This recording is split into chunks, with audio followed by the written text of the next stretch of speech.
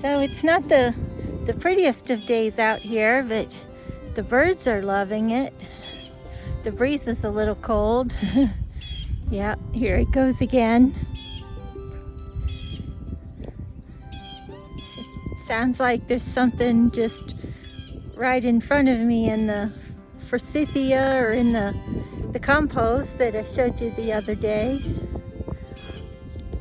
We have a lot of those big blackbirds. I don't know if they're crows or what exactly, but they're not scared away. So I'm just headed across the yard. We had church this morning, so it's mid-afternoon and I'm just coming out to feed the animals. So let me turn you around and you can see what I see at this point. It's one of my favorite views. Here we go. So this is my barn. This is the barn that I kept my horse in and my miniature donkey. They've gone to other homes. But this white thing is where we collect the rainwater when it's not freezing cold out. But I do have the valve closed because we've been above freezing for a couple weeks. So hopefully we'll get some water in here. But here's all of my chickens. Well, I say that. I have 10 hens and 2 roosters.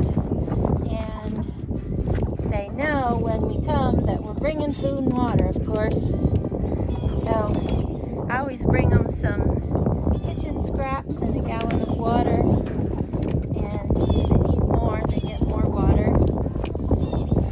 I may have some water in the barn with the rabbits. So here we go. You can tell my chicken run is a conglomeration because we've had so many predator attacks of possums and raccoons and weasels. Anything that could get in here has gotten in here. That's Bob. Of course, both of our roosters are Bob. That's little Bob and that's brown Bob. Because when we got brown Bob, we had 2 white Bobs. So they have a pretty big run here. I think it's like 10 by 18. And you see our rubber water, so we can turn it over and whack on it if the water gets frozen. I'm not getting my door to shut. There. So I have chicken scraps for them, so we're gonna take it over here. So we have been going with the deep bedding method, but for some reason most of it is all in a pile here. So we need to put a little bit more of the some old hay in here to let them go through it. There you go. So I try to put their bucket on the hay so they'll work it out. Yep. You probably don't want to see all the yucky food scraps we give our chickens. Yep. The half-eaten hot dogs. But that's their feeder, and I think we got that design from SSL Family Dad 2 or 3 years ago, and that was a small house. We did divide this run in half one time because we had a lot of chicks that were a lot younger than our big chickens, and so we had a fence across the middle. And that fence was to keep the big chickens from picking on the little chickens. So of course the big ones flew over top and it didn't matter. They were all together the first day. So right now they just roost on top of it and poop on it. And every now and then they lay their eggs underneath it. But you can tell they've been sitting on this dog cage. I have 4 chicks in the sun porch that have been ready for a week to come out here. So Yep, we have a little rivalry down here. Somebody has a good piece of food and somebody else wants it. Yep. So, and little Bob is the smallest chicken. He's a silkie. And right here, this gray one is also a silkie. I got the gray ones last spring, so one was taken out by a predator, so I just have the one. And then a lady in town needed a new home for brown Bob, so we went and got him. But as I was saying, the 4 chicks, which are, they're 3 of them are half white leghorn and brown Bob, and the other one is half brown Bob and gray silkie. So they're not the prettiest, but they're pretty fun. So of course I love them already. But here is the little ramp, and then we have this really nice chicken coop that Marlon made. And those are my nesting boxes under there, and the red roof matches the red roof on the house or the barn, and then the big hay barn over there, and on our house, on my rabbit hutch that sits here right now, and soon on my greenhouse out there. So in the winter I come out and I can close my chickens up in there because they insist on roosting out here even if it's 5 degrees outside at night. So, but we're gonna put up a chicken fence or something right here to protect the 4 chicks that will come out here tomorrow when Matthew's here, and give them some peace for a few days while they get used to these big guys, and then we'll let them mingle together. So let me go over here and pour their water. So right now they get about 1 gallon of water, and we fill up their feed every week or so, or every day or two. We just give them 3 scoops. So they have grit and oyster shells, free choice, out here all the time. So yeah, their water always looks gross. I can clean it out and it looks gross. So, but as you can see, their run has been fortified. It has 2 or 3 or 4 different kinds of siding on it. It has this wonderful roof on it because we have done everything to keep chickens alive, because we have lost probably 80 chickens over the 5 years we've lived here, and 10 turkeys, and that includes a bunch of meat birds that were attacked by a raccoon last summer. Okay, so as you can see, I need a new screen door in here. Okay, I'm gonna fix this up and then we'll go visit the rabbits. I should have some new kits this afternoon. Wow, I like what I see. Goodness gracious. Let's see. I dare say Marlon didn't get eggs yesterday. Yeah, we got 3 over here. This is 5,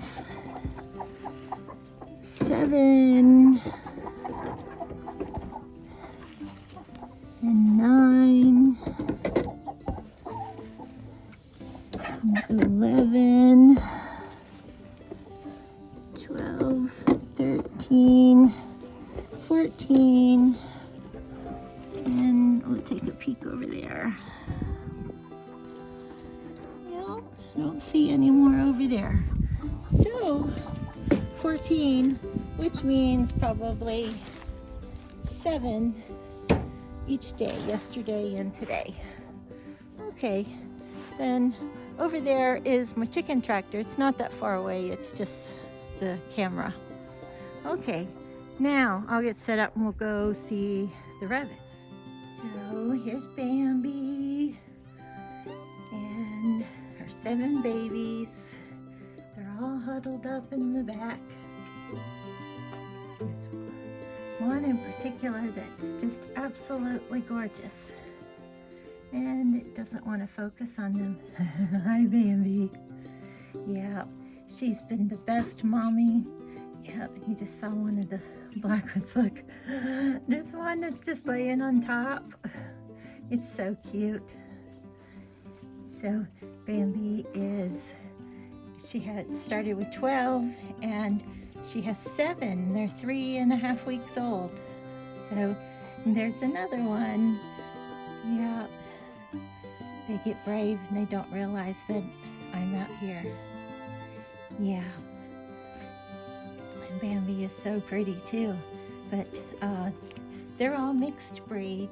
So we'll probably sell them to others that don't mind having mixed breeds. These are all meat rabbits. And then over here, this is Rex. Rex is a handsome guy. And he's been the dad, the buck to some of our litters. I couldn't tell you offhand which ones. Yeah, mostly he gets bred with rabbit 1.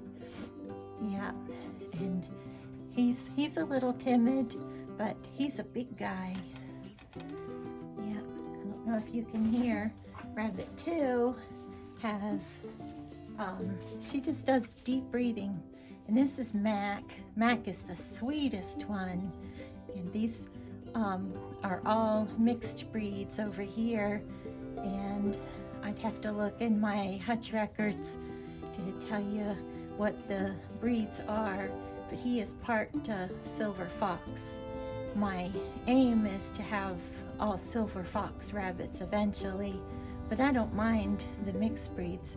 And it gave us a good way to get started. But Mac is the dad to Bambi's babies and to 2's babies, and we're gonna look at them next. Well, the babies are in the nesting box, but over here is 2. She's hard to see in the dark. I should have opened the other door, but behind her is her nesting box, and she has 7 babies that were born on Monday. Today's Saturday. Yeah, she has an anxiety or something, but once she sees me, she starts this deep, anxious breathing. So I'm not sure what's going on, but when I first come in, I don't hear it, so it must just be an anxiety. And this is 1. 1 and 2 are Silver Fox rabbits, but we don't have their pedigrees. So you can see they're beautiful.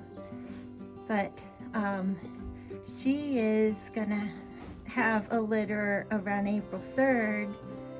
And she had a litter last month, but she didn't use her nesting box. So Marlon's gonna build her a bigger nesting box because she is a big girl. She takes up a good 20% of the floor space of her cage. And so when we get that bigger one in, we'll hopefully have a successful litter with her, but we'll give it another try anyway. But when you have a litter in the winter here, they just got cold and didn't quite make it.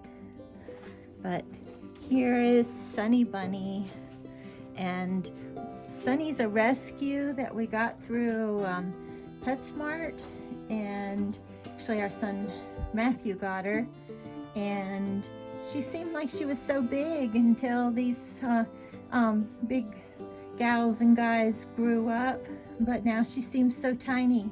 But she's almost 6. We've had her for 5.5 years, and she was fixed, so she can't be a mom, but we think she's having some company out here in the barn that eats her food every day, because she has never in all these years eaten an entire bowl of food. And right now it's emptied out every day, day after day after day. And she usually eats a little feed and more hay, and look at the hay. So, but she is a mixed breed, but at least part lion head. So she's completely different, but she's very sweet. She's very shy, but she will let us hold her. And this is Miller. Miller is Purebred Silver Fox. He's blue, and he's pedigreed, and we have a doe right beside him, Molly, and she's also pedigreed. They're our first ones, so they are in the range of 5 months. So I guess at any time we can start and see if they'll breed, but it took until the other guys were closer to 8 months old before they knew what they were doing, let's put it that way. But isn't he a nice looking guy? Yeah, he's not old enough that he has his the silver tips yet, and really she isn't either, but aren't they beautiful? And Molly is brown, and it doesn't show up. She just looks kind of, black or gray. She has a beautiful sheen, but they're getting pretty big, but she'll be a mama soon enough, so no hurry there. So it's time to get to our chores. So